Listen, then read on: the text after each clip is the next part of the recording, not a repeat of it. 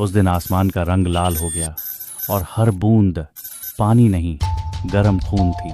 तब समझ आया हमारी मौत ऊपर से बरस रही है। मेरा नाम सैफ है। मैं एक पत्रकार हूँ। 2 महीने पहले मुझे एक छोटे से समुद्री कस्बे सहरे खाली का असाइनमेंट मिला। ऐसा स्थान जो पाकिस्तान के नक्शों में भी ठीक से दर्ज नहीं था। रिपोर्टें आ रही थीं, वहाँ बारिश का रंग लाल है। लोग कह रहे थे पानी नहीं, खून बरसता है। शहर की तरफ सफ़र एक अजीब खामोशी से भरा था।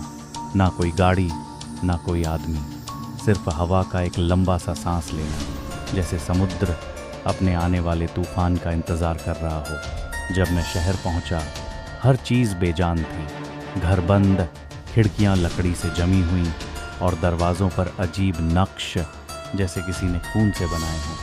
मुझे पहली बार महसूस हुआ कि हवा गाढ़ी हो गई है, बिल्कुल ऐसे जैसे हवा में कुछ जिंदा हो। पहला दिन मैं एक पुराने लॉज में ठहर गया। वहाँ का केयर टेकर असलम बस इतना बोला, जनाब ये शहर छोड़ दीजिए। जब पहली बूंद टपकती है वापस जाना मुश्किल हो जाता है। उसकी आंखें बिल्कुल सूखी, जैसे उसने आंसू कब के ख़त्म कर दिए हों। मैं हंस दिया, मगर अंदर एक बेचैनी चलने लगी थी। रात को मैंने एक अजीब आवाज़ सुनी, जैसे समुद्र की लहरों के नीचे ढेर सारे लोग चीख रहे हों, और साथ ही एक बहुत पुराना सा सुर कोई गा रहा था, लेकिन इंसानी ज़ुबान में नहीं। उसमें एक खींच थी, ऐसी जो दिमाग के अंदर तक उतर जाए। दूसरा दिन सुबह नीला आसमान था। मैं समुद्र के किनारे गया। वहाँ रेत लाल थी, जैसे उस पर हज़ारों कतरे खून के टपके हों। मैंने मिट्टी उठाई और महसूस किया कि उसमें से हल्की सी गर्म भाप उठ रही है। एक बूढ़ी औरत वहाँ खड़ी थी। उसका चेहरा पूरा झुर्रियों से भरा, लेकिन आंखें पानी की तरह बेहाल। उसने मुझसे सिर्फ एक लाइन कही, जब लाल आसमान खुलता है वो वापस लौट आता है। मैंने पूछा कौन, लेकिन वो हाँफते हुए चल दी, अपने पीछे गीली मिट्टी के निशान छोड़ते हुए। मगर जब मैंने देखा उसके पैरों का कोई निशान नहीं था। तीसरा दिन बारिश की पहली बूंद। शाम के वक्त आसमान का रंग एक अजीब से शेड में बदल गया, लाल और काले का मिलन। मैं लॉज की बालकनी में था जब पहली बूंद मेरे हाथ पर गिरी। मैंने समझा पानी है, लेकिन उसकी गर्मी और उसकी गंध ने मुझे जमा दिया। ये खून था, गाढ़ा, गर्म, और ऐसा लग रहा था जैसे किसी इंसान के दिल से निकलकर सीधे आसमान से गिर रहा हो। नीचे शहर में हलचल मच गई। लोग अपने घर बंद कर रहे थे, खिड़कियों पर लकड़ियां ठोक रहे थे, और कहीं कहीं से वही पुरानी गायकी की आवाज़ आ रही थी। मैं समझ नहीं पा रहा था ये बारिश कैसे संभव है। लेकिन फिर मैंने समुद्र के किनारे से एक चेहरा देखा, एक बहुत ही लंबा पतला सा चेहरा, जिसकी आंखें सामान्य से ज़्यादा बड़ी और जिसमें कोई सफ़ेदी नहीं थी, सिर्फ लाल।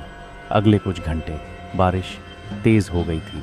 शहर की गलियों में खून की चादर बिछ गई थी, और मैंने देखा उस लाल पानी में कुछ हिल रहा था।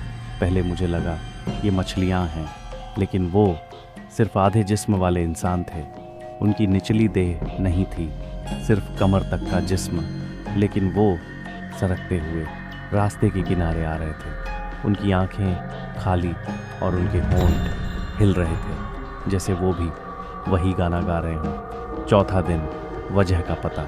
असलम ने मुझे बताया ये शहर पहले समुद्र का हिस्सा था। हज़ारों साल पहले यहाँ एक कौम रहती थी जो समुद्र के नीचे किसी और मखलूक की पूजा करती थी। वो मखलूक इंसान नहीं थी, वो लाल रंग की थी और समुद्र के खून से ज़िंदा रहती थी। जब उनकी कौम ने उस मखलूक से न सौदा तोड़ा, समुद्र ने शहर को श्राप दिया, और हर कुछ सालों बाद वो खून बरसाता है ताकि अपनी रूहें वापस ले सके। असलम का कहना था, अगर तुम इस बारिश के दौरान समुद्र के पास जाओ तो तुम्हारा नाम हमेशा के लिए पानी के गीत में जुड़ जाता है। मेरा आखिरी दिल। मैंने फैसला किया कि मैं सच जानने समुद्र के किनारे जाऊंगा, बारिश हो रही थी। खून मेरे कपड़ों में घुस गया था। मेरी त्वचा चिपक रही थी और दिल जैसे हर धड़कन के साथ हल्का हो रहा हो। समुद्र का पानी लाल था और वहाँ मैंने उसे देखा।